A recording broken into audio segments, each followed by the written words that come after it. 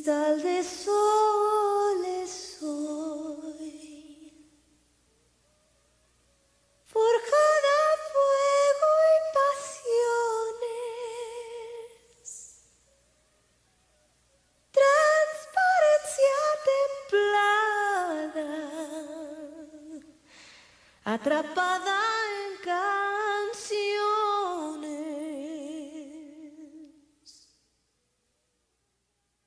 ¿De dónde vendrá mi voz?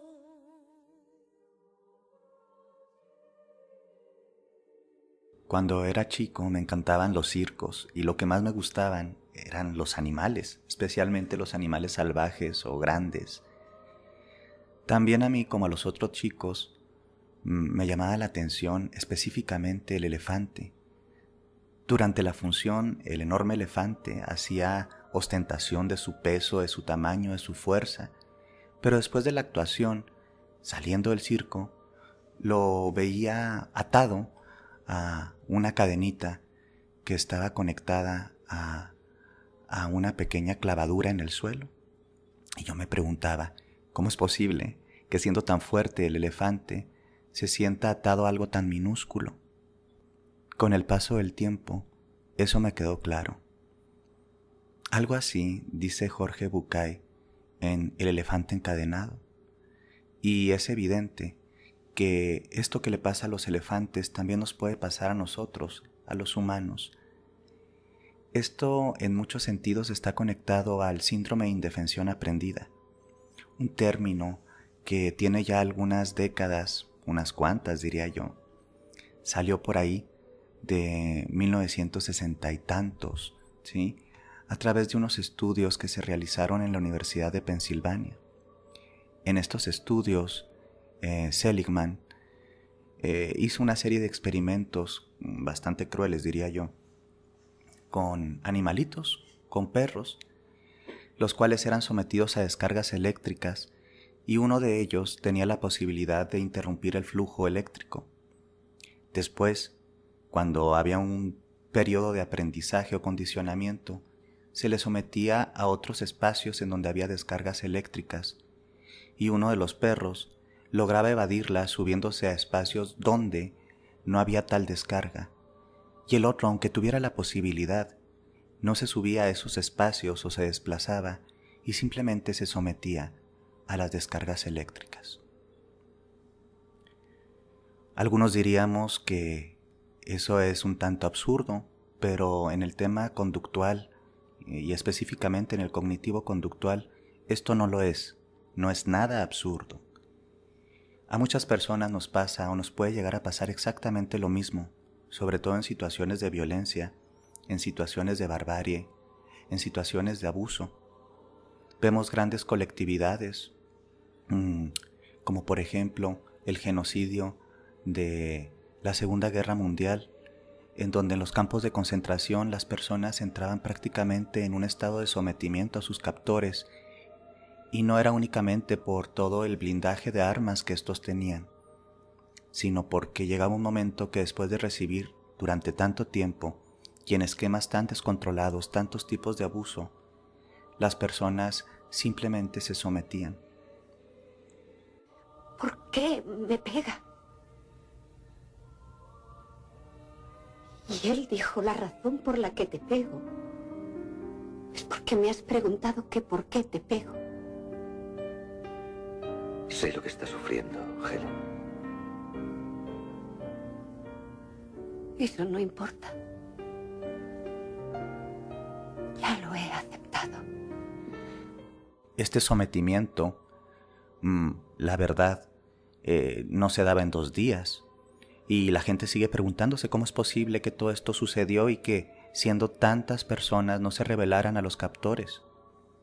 Había un esquema de maltrato, de violencia excesiva y de trato vejatorio que era tan irregular en muchos sentidos que las personas se desconectaban de sus mecanismos de autorregulación, autocuidado y sobre todo el tema de apropiación del propio poder.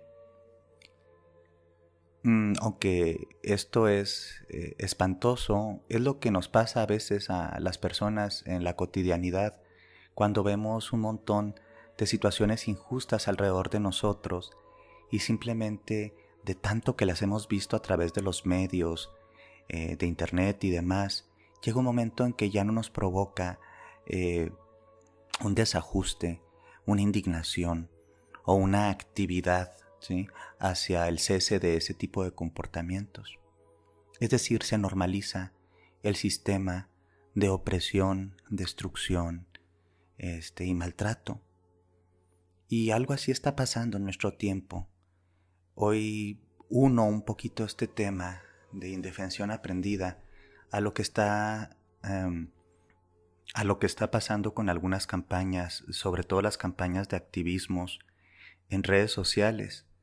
Me sorprende hace unos días ver cómo el movimiento Me Too está provocando que las personas hablen de las situaciones de abuso, de violación, de maltrato, de discriminación, y principalmente las mujeres. Un colectivo que durante milenios ha sido sometido, violentado, asesinado. Y cuando empieza un proceso de reivindicación de los derechos que básicamente, vamos a decir, pone en ascuas al status quo de los violentadores, que mayoritariamente somos los hombres, genera una discursiva confusa, en donde las voces se alzan de un lado y se alzan de otro. Tanto así que incluso lo estigmatizan a este movimiento de señalar los abusos como un esquema inadecuado que puede lesionar las buenas famas de algunas personas o incluso provocar que algunas personas puedan suicidarse, como fue el caso de un importante músico en México. Pero esto no quiere decir que un hashtag o un movimiento, si dentro del señalamiento de las violencias, provoque eso. Lo que pasa es que durante mucho tiempo vamos a suponer que el colectivo de las mujeres, la mitad, un poquito más de la mitad de la tierra, ha estado en una situación de sometimiento, de violencia normalizada, de sumisión, de despojo. Y cuando por fin se empiezan a romper los mecanismos de indefensión aprendida o enseñada a las mujeres, y ellas se deconstruyen, se reapropian y también señalan los espacios en donde son violentadas, el status quo tiembla. Tan absurdo es esto que se ha creado una serie de cuentas como el Me Too, pero de hombres que ahora quieren, vamos a hacer una revancha, porque no deberían estar faltándonos al respeto o poniendo nuestra fama en entredicho. La realidad es que no podemos saber quién es agresor o quién no, quién ha sido acosador o quién no. Y esa es la gran parte de la confusión para muchas personas. Pero lo que sí podemos saber es que estadísticamente las mujeres mayoritariamente son receptoras de violencias, incluso víctimas de feminicidios. Y el que exista este tipo de movimientos es una reivindicación del derecho que tienen de verbalizar y exponer lo que está sucediendo. Y que si esto no sucede, se va a seguir normalizando esto, porque incluso las estructuras de poder, el mismo Estado y las instituciones minimizan, normalizan y a veces protegen a los violentadores. Esto no se trata de unos hombres contra mujeres. Se trata de una realidad básica de violencias en donde las mujeres son receptivas. Entonces, en este hilo reflexivo, vamos a decirlo, quizá un tanto simplón de mi parte, el movimiento Me Too es un movimiento que rompe las cadenas de la indefensión aprendida y también incita a muchas mujeres a sentirse un poco más validadas para hablar acerca de lo que está sucediendo, de cómo está sucediendo y de cómo se está normalizando, sigue normalizándose este tipo de comportamientos. Cuando entré a la cuenta del Me Too hecho por hombres, me brinca mucho observar la reactividad egoica o del ego, ¿sí?, entre comillas, del macho, que no soporta ser señalado o que seamos señalados en nuestros comportamientos inadecuados, y creemos que el revanchismo es la postura, ¿sí?, que nos va a llevar a la solución. Digo, pocas veces veo que los hombres nos organicemos así para trabajar nuestras violencias internalizadas, nuestras conductas violentas, nuestra misoginia, nuestro machismo, que trabajemos con nuestras emociones, que trabajemos con nuestros vínculos y relaciones. Es decir, cuando los hombres reaccionamos a esto, tiene que ver más con el miedo, ¿sí?, de que sean expuestas nuestras propias, y lo digo con estas palabras, miserias normalizadas dentro de la cultura hegemónico patriarcal. Entonces, así como este ejemplo, ¿sí?, del animal, ¿sí?, que está constreñido o limitado, creo que como colectivo las mujeres están rompiendo esas limitaciones y están señalando la cadena, y quizá también están señalando la pequeña viga que está sujeta. Y eso es lo que provoca tanto miedo y tanta reactividad. Desafortunadamente, y a través del suicidio, a veces se puede llegar a martirizar no únicamente a un sujeto, sino todo un símbolo de lo masculino que representa y abstrae la necesidad de decir: ellas son las que están mal, ellas son las que están locas, ellas son inadecuadas, ellas destruyen hogares. Y miren nada más, esto lo tenemos diciendo en la cultura hegemónica y judeocristiana desde el principio simbólico religioso de la Eva en el Edén y de la expulsión de Adán y Eva a través de las decisiones de una mujer, en este caso Eva. Es decir, está tan medular y tan introyectado el tema de culpabilizar a las víctimas, que es más fácil como varones, como hombres identificados con la masculinidad hegemónica, buscar revanchismos, buscar culpables en las víctimas e incluso enaltecer a mártires por haber recibido algún tipo de maltrato virtual o en este caso por redes sociales. ¿Qué tan dañados estamos como sociedad para que hagamos este tipo de situaciones y las normalicemos? Creo que esto que está pasando con el movimiento Me Too nos pone, ¿sí?, el dedo en el renglón a las mujeres, por un lado, al ser más afirmativas acerca de sus derechos de manifestar las violencias vividas y de pedir, ¿sí?, que sean resarcidas, que sean los culpables, en este caso, procesados, y también a los hombres en desnormalizar nuestras formas de ejercer la masculinidad desde el dolor, desde ser sometedores. Y si tuviésemos que organizarnos como hombres en este tipo de movimientos, sería tal vez para señalar si hemos recibido algún tipo de violencias, no para empezar a minimizar a las principales afectadas, que son las mujeres.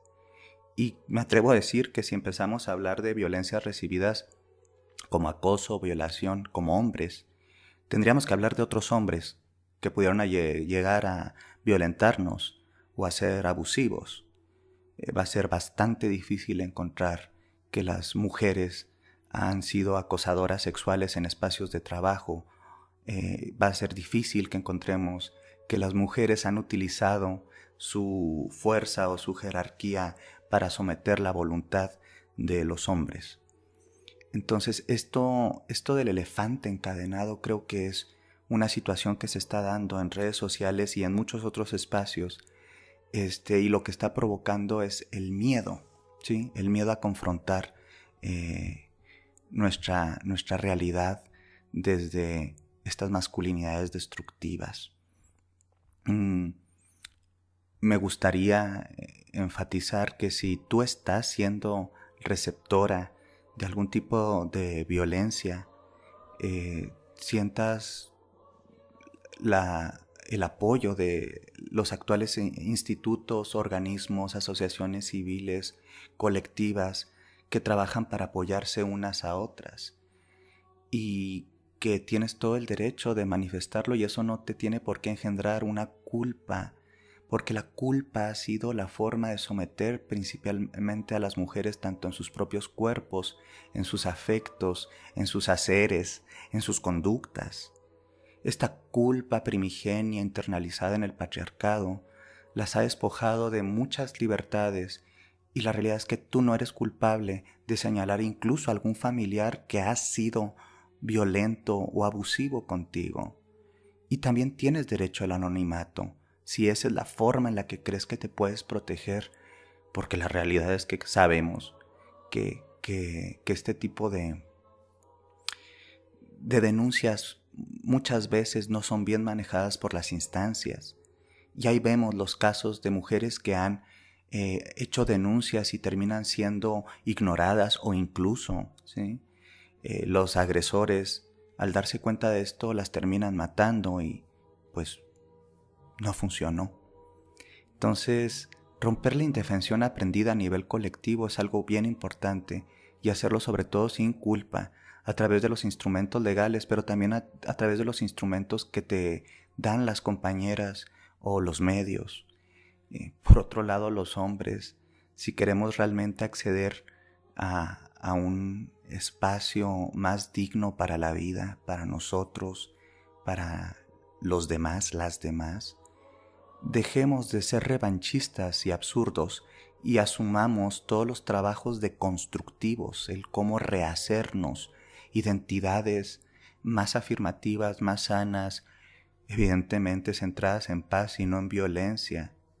Basta de reaccionar como niños asustados porque se les señala un error. Sí, tenemos errores en la construcción de nuestra masculinidad.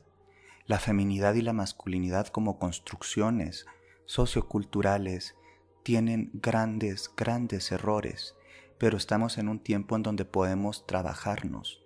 ¿Te interesa trabajarte? ¿Te da miedo que te puedan señalar como agresor, que te puedan exponer?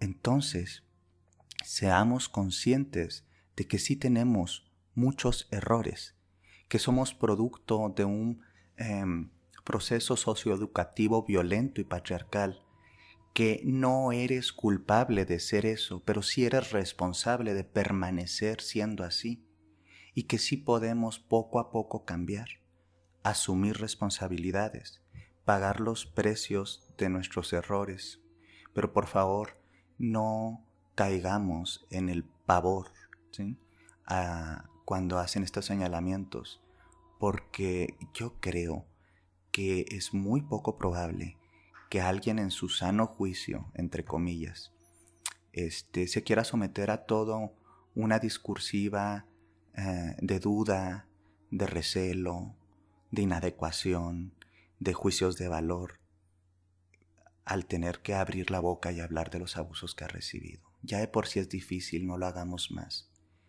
Esta es una pequeña reflexión muy personal y quizá un tanto escueta y limitada, pero me gustaría dejarla aquí porque realmente me perturbó cómo muchos hombres en redes y fuera de redes pueden estar o podemos llegar a estar reaccionando de formas tan inadecuadas a un movimiento que está revestido de dignidad y de mucho, pero mucho ovario. Se necesita mucho carácter, ¿sí?, mucha valentía para hacer eso. Espero que esta información pueda ser de utilidad, y si crees que así es, te invito a compartirla. Te recuerdo que me puedes escuchar a través del podcast Saber Sanar o a través de mi página ladiosaluna.blogspot.com. Alerta, alerta, alerta que camina la marcha por la paz en América Latina. Alerta, alerta, alerta que camina la marcha por la paz en América Latina. Alerta,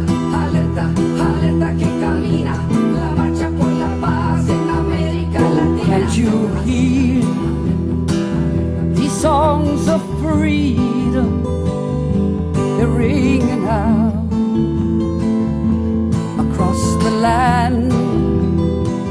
Sweet brother, please put down your weapons. It's time to take your sister's hand. Alerta, alerta que camina la marcha por la paz en América. They say that freedom is a war